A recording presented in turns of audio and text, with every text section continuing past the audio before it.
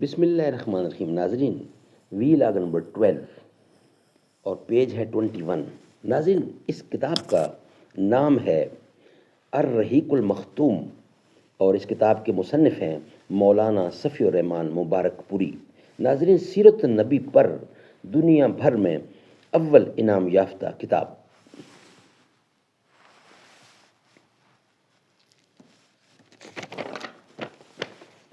رابطہ عالم اسلامی مکہ مکرمہ کے زیر اہتمام منعقدہ سیرت نگاری کے عالمی مقابلے میں آنے والی عربی کتاب کا اردو ترجمہ ہم آپ کے سامنے رکھ رہے ہیں. قال اللہ تعالی یسقون من رحیق مختوم.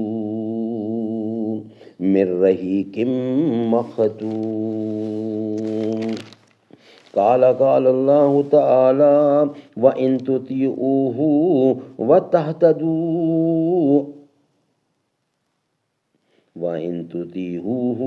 تَهْتَدُوا، اور اگر اس کی فرمان برداری کرو گے تو راہ پاؤ گے. سبحان اللہ، سبحان اللہ.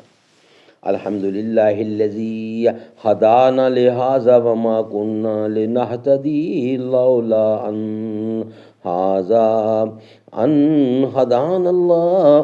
اللہم صلی علی محمد النبی الامی وازواجہ امہات المومنین وذریتہ واہل بیتہ کما صلیت علی ابراہیم وعلی آل ابراہیم انک حمید مجید.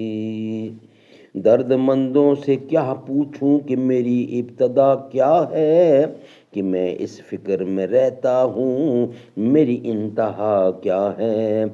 فطرت کو خرد کے روبرو کر، فطرت کو خرد کے روبرو کر، تسخیر مکامرنگ گو بو کر.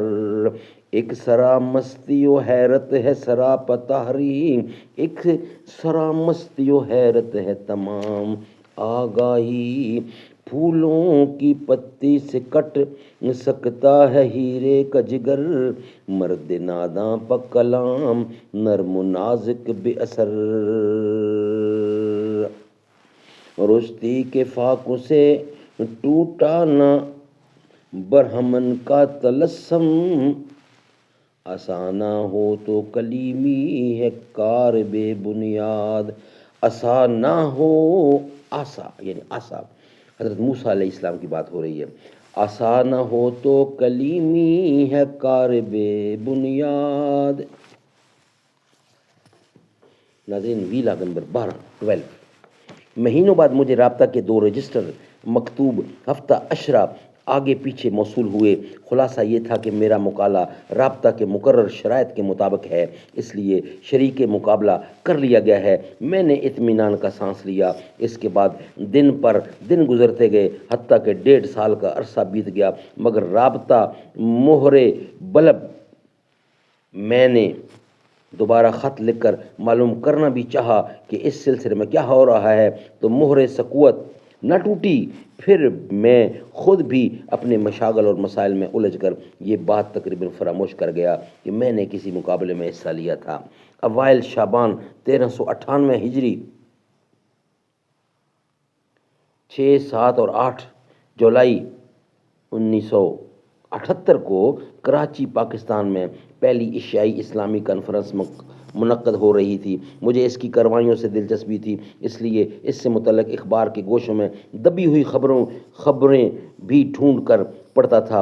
ایک روز بھدوئی اسٹیشن پر ٹرین کے انتظار میں جو لیٹ تھی، اخبار دیکھنے بیٹھ گیا. اچانک ایک چھوٹی سی خبر پر نظر پڑی کہ اس کانفرنس کے کسی اجلاس کے اندر رابطہ نے سیرت نگاری کے مقابلے میں کامیاب ہونے والے 5 ناموں کا اعلان کر دیا ہے، اور ان میں ایک مقالہ نگار ہندوستانی بھی ہے. یہ خبر پڑھ کر اندر ہی اندر طلب و جستجو کا ایک ہنگامی محشر بپا ہو گیا. بنارس واپس آ کر تفصیل معلوم کرنے کی کوشش کی، مگر لا حاصل. 10 جولائی 1978 کو چاشت کے وقت پوری رات مناظرہ بجر ڈھیا کی شرائط طے کرنے کے بعد بے خبر سو رہا تھا کہ اچانک حجرے سے متصل سیڑھیوں پر طلبہ کا شور و ہنگامہ سنائی پڑا اور آنکھ کھل گئی۔ اتنے میں طلبہ کا ریلا حجرے کے اندر تھا۔ ان کے چہروں پر بے پناہ مسرت کے آثار اور زبانوں پر مبارکبادی کے کلمات تھے۔ پوچھا کیا ہوا؟ کیا مخالف مناظر نے مناظرہ کرنے سے انکار کر دیا؟ میں نے لیٹے سوال کر دیا۔ نہیں، بلکہ آپ سیرت نگاری کے مقابلے میں اول آ گئے۔ اللہ تیرا شکر ہے۔ آپ حضرات کو اس کا علم کیسے ہوا؟ میں اٹھ کر بیٹھ چکا تھا۔ مولوی عزیر شمس یہ خبر لائے تھے۔ مولوی عزیر یہاں آ چکے تھے؟ جی ہاں۔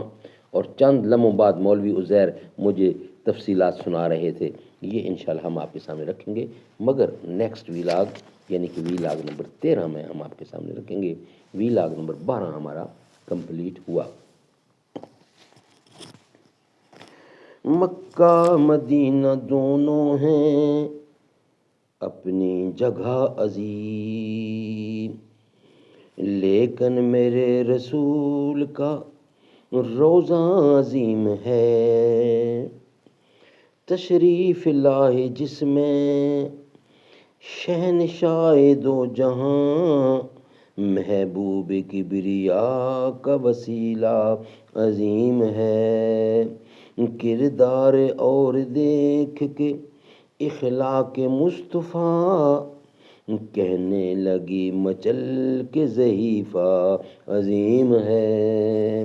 بخشش کے واسطے میں شرع منتظم، دل میں ہمارے الفت آقا عظیم ہے۔ سارے جہان میں شاہ کا جلوہ عظیم ہے۔ سارے جہاں میں شاہ کا جلوہ عظیم ہے۔ سلطان کائنات کا رتبہ عظیم ہے۔